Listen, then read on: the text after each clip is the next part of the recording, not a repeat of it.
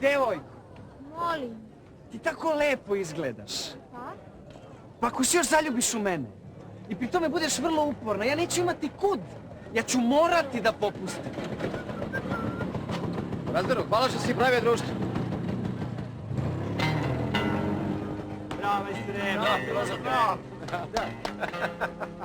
Evo ruke, legende. Šta ćemo sada raditi? Otkud znam. Što kaže direktor da lajemo na zvezdu. Ajde.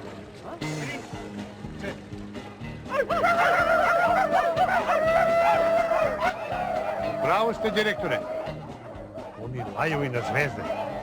Kolega Božoviću, ja sam to mislio više onako figurativno.